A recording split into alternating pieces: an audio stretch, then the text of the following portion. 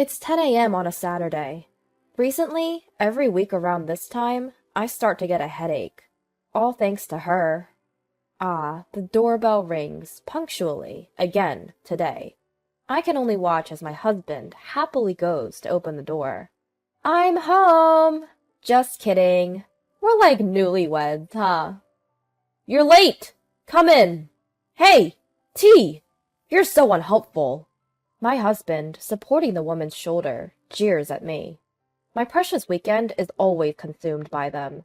My name is Karen, a 24-year-old working housewife. I work in a general position during weekdays. My husband Mike and his childhood friend Lisa are the same age as me, 24. They grew up in the same town and reconnected at a reunion 6 months ago. It's clear from his photo albums that they grew up like siblings. What lingers between them is not romance. I can sense that from their interaction. The issue is, Lisa clearly harbors hostility towards me. The story goes back to their student days. Mike liked Lisa since they were children.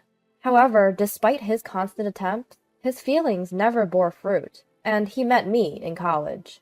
As we took the same classes and started to interact more, Mike naturally distanced himself from Lisa. Then one day, Lisa came to us with a man by her side.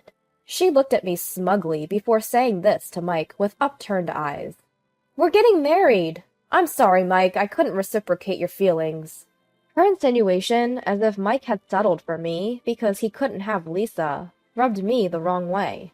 However, I decided it wouldn't do any good to make a scene, so I kept quiet. Mike, by the way, can be quite clueless. Even then, that hadn't changed, and he cheerfully told Lisa, "Really? Congratulations! Actually, we're planning to get married after graduation, too." Lisa, with her mouth agape, was taken aback by Mike, who didn't even show a hint of sadness. In a way, her reaction was justified. A guy who had always been fond of her suddenly started dating another woman as soon as he entered college, not even giving her a second glance. Moreover, when I declared that I was getting married, it didn't affect Mike at all. From Lisa's perspective, she probably wanted to hear words like, "I still love you," or "Please don't get married," from Mike. Even if there's no romantic feelings involved, it still hurts a woman's pride. Huh? Don't you have anything else to say? To Lisa's query, Mike responded without any sense of shame. Huh? Something to say? Right! Karen! She's an incredible cook. I've never tasted anything as good as the meals Karen makes. And she's super kind, and she even helps me with my studies. While Lisa glared at me, her fiancé looked back with a puzzled face. I couldn't stand the atmosphere in the room, so I tried to smooth things over. Congratulations on your marriage. I'm glad you both seem so happy. I'll be going now. After saying this hurriedly, I took Mike and escaped. At that time, I thought I had handled the situation well, but to Lisa, my attitude was nothing but a declaration of victory. Ever since then, Lisa had been giving me petty nuisances. Even 2 years after graduation, every time Lisa came to our house for a visit, she started throwing passive-aggressive remarks. Lisa would only come over on Saturday afternoons when her husband was at work.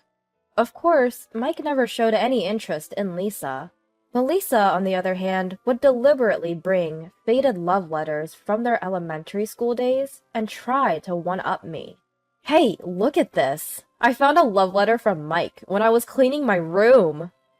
Sometimes she would laugh insincerely, pretending to be apologetic. Mike and I have a bond stronger than being related by blood or even being a couple. Sorry if this bothers you. We actually had a mutual affection for each other once, you know. You tore us apart, though. If I tried to argue with her, she would look down on me like this. But I get asked out a lot, so I was quickly snatched away by another guy. I don't care, but poor Mike, right? Oops. Did I say something wrong? Mike, without reprimanding Lisa's behavior, nostalgically empathized with her, and they would laugh together. It's fine. Karen understands us well. That was his catchphrase. Of course, I had no intention of accepting their relationship. I've protested to Mike many times. But every time, he would deflect my points like this. As a wife, you should be more relaxed. Don't you trust me? It's sad that you feel like that, being a married couple and all. In the end, it always results in a tense atmosphere and the conversation ends. I was starting to wonder if I could continue to believe in Mike. As autumn approached and the holiday season began, Lisa uttered something outrageous. Hey, let's go on a 2-day, 1-night hot spring trip to a popular fall foliage spot. Just the three of us. I couldn't believe my ears. A trip together? The three of us? But Mike, true to form, was all for it. Sounds fun! I'll make the reservation. As Mike reached for his cell phone, Lisa stopped him. No need! I figured you'd agree, so I already made the reservation. I can't wait! She had taken the initiative to book the trip on a weekend when both Mike and I were off work. Wait a minute, this is all so sudden. I hurriedly tried to stop it. Lisa, does your husband approve? And isn't it inappropriate to go on a trip with Mike, even if he is a childhood friend? In response to my cautioning, Lisa nonchalantly replied, It's okay, if Karen is there too. From her answer, I inferred that her husband was probably not pleased with the idea, and understandably so. Even though I'm around, she visits her male childhood friend's house almost every week, let alone an overnight trip. He probably wouldn't easily approve. That night, I tried to convince Mike to cancel the trip, but I was met with, It's too late now. We'd have to pay a cancellation fee. Nothing will happen. Don't worry, as usual. I was talked into it, and the day of the trip arrived. Sorry for the wait. Let's get going, Karen. Upon spotting us, Lisa rushed over with an elated expression. Strangely, during the trip, Lisa didn't try to overshadow me or make suggestive remarks, even once. On the contrary, she was overly friendly, choosing souvenirs with me, taking photos together. Even my husband seemed happy, not having to deal with my irritations. I was a bit let down, as I had assumed that Lisa would link arms with Mike and behave like a couple during the trip. It seemed like my worries were for naught. In this way, we spent the day in harmony. As we were headed to the pre-booked hot spring inn for 3, Lisa suddenly turned towards me. I'm sorry! It turns out I couldn't book the lodging properly, so Mike and I are in building 1, while you, Karen, ended up in building 2. Lisa apologized with her hands folded, and Mike, looking surprised, opened his mouth. But we're not sharing a room, right? Mike and Lisa? Then, isn't that fine? He easily agreed that it was fine. Aw, Mike, you're getting your hopes up weirdly. Of course we're in separate rooms. Separate rooms. Lisa, who was loudly explaining in an almost high-pitched voice, and Mike, who was laughing without any sense of urgency. The problem wasn't about being in separate rooms, but that they had registered as a pair without explaining anything to us. It ruined the fun mood that had been there until now, and I, Karen, frowned and raised an objection. Hold on a second. Even if you guys are childhood friends, that's just too much. Can't we change the room? Then Lisa shook her head and continued to explain with a dejected face. Due to identity verification, we can't cancel it now. I promise nothing's going on with Mike, so don't worry, okay? To my stunned silence, Mike added fuel to the fire. I've been thinking about this for a while, but can't you stop being jealous of Lisa? Jealous? I'm not. I hate that about you, Karen. It's a hassle for both Lisa and me. At his words, Lisa smirked as if she was victorious. As we passed each other, Lisa whispered in my ear, I'm sorry to leave you all alone. I'm going to have a fun night with Mike, even on your behalf. They left me and strutted off to the inn. I took out my secret weapon hidden in my pocket and took a picture of their backs. I won't forgive them. I'll make them pay. The next morning, at the station where I interacted with them, Lisa was standing in shock with her eyes wide open. Why are you here? Standing in front of her was Lisa's husband. His face was filled with anger, and he was quietly glaring at his wife. Karen told me where you were. Seems like you're having a lot of fun. I stepped forward in front of Lisa's husband, deeply bowed my head. Thank you for coming all this way today. I sincerely apologize for my husband's actions this time. With fake tears, I held a handkerchief to my eyes. Upon seeing this, he urged me to raise my head. No, it's ultimately my responsibility. Lisa, my wife, is the one at fault. I will divorce her. I will definitely pay you for your troubles. Divorce? What on earth are you talking about? Lisa turned pale as her husband, his veins bulging in anger, berated her. I thought it would be okay if we all went on a trip together, including Karen. But it seems I was wrong. I can't continue with you. We're getting a divorce. Hold on a minute. There must be some mistake. Hear me out. As if to interrupt Lisa's words, I chimed in, matching the rhythm. Me too. Through this incident, I have been able to unveil my husband's true nature. I am also filing for divorce. At that moment, my husband opened his mouth wide and looked at us. What? Divorce? We haven't done anything wrong. At his words, Lisa also started to raise her voice in defense. No, that's right. It's just Karen's misunderstanding. We've been separate the entire time. There's nothing going on between him and me. Lisa quickly tried to link arms with her husband. However, he immediately shook it off and slowly took out his cell phone. It's no use trying to hide it. Can you say the same thing in front of these photos and recordings? He played the recording in front of everyone. I'm sorry for leaving you alone, Karen. I'll spend a fun night with Mike, including your part. Haha. What came from the cell phone was unmistakably Lisa's voice.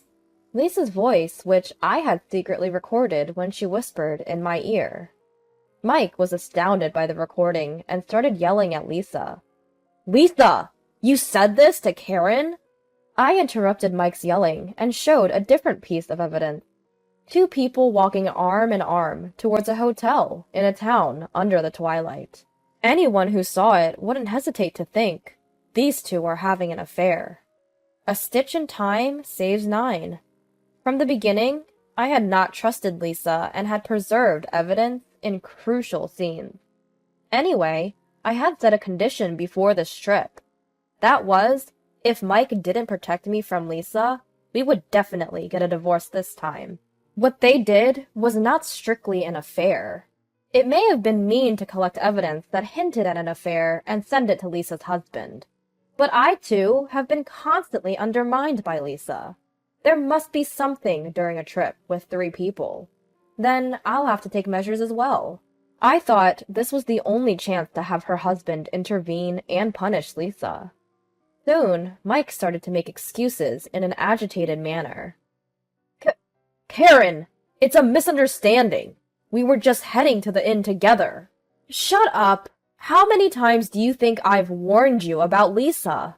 I recalled how happily he had welcomed Lisa into our home, how he had repeatedly clashed with me for not welcoming her, how he had accepted staying in the same inn as Lisa without objection, and how he had brushed off my feelings as jealousy. As I started to throw all my piled-up resentments at Mike, he seemed to have realized that he was in the wrong. Without caring about the surroundings, he prostrated himself on the spot. I'm sorry. I'll stop seeing Lisa. But please, don't divorce me. Surprised by his sudden behavior, I listened to Mike continue. I don't love Lisa or anything like that anymore. She's just a friend. His words seemed to have shocked her. Even if her husband divorced her, she could eventually get together with Mike. Maybe that's what Lisa was thinking. After all, she was a housewife, and also a lady from a slightly good family, though she didn't have any work experience. She probably figured that if she lost her current husband, Mike was the only one left who seemed likely to marry her. That's why she was weighing her husband Mike against her as insurance. I understand what you're saying. At my words, Mike lifted his head and showed a bright expression. But regardless of whether or not you've cheated, I'm going to divorce you. I just can't stand your attitude. It's the worst. But, Karen, that's harsh. Who's the harsh one here? I found myself shouting. Mike, you fell right into Lisa's scheme. You intended to ostracize me from the start and stay with you in the same inn. I would have forgiven you if you had rejected her, but instead, you sided with Lisa. Have you ever considered how I felt, being left alone during the trip? I'm sorry, Karen. I'm really sorry. He seemed deeply affected by my stern approach. Mike slumped down, head hanging low. Then, why did it have to turn out this way? Lisa began to cry, sitting on the road. It's a misunderstanding. Mike and I are like siblings. It's all because of Karen's jealousy. Jealousy? Finding her words ridiculous, I glared at Lisa in a provocative way. Who's been behaving in a way that stokes jealousy all this while? The moment Mike was taken from you, you started approaching him. Despite being a married woman, your behavior is low. But you just want to be fawned over by various men. You were upset when Mike's affections, which were once directed towards you, turned towards me. It's because of your behavior that your husband is fed up with you. Reflect on your actions, you trashy woman. Ugh, that's harsh. Crying won't help. After all, I'm a woman. Maybe you should ask your beloved Mike for help. Bye, Mike. See you. I got into Lisa's husband's car and went home, leaving the two behind. I had originally taken the train to the trip. They can go anywhere together for all I care. Lisa's breakdown looked pathetic, but I finally felt relieved. It seems that my personality is not as good as I thought. After returning home, I filled out the divorce papers, placed them on the table, and went back to my parents' house. I ignored all the incoming calls and emails from Mike. It seems that Lisa happily got divorced. I heard that Lisa and Mike were blaming each other for the divorce, and their friendship had collapsed. Since I've cut off all contact, I'm not sure what happened to them. As for me, I switched to working from home, and now I'm working comfortably without anyone bothering me. I'd rather not get married for a while, especially to a man with a childhood female friend.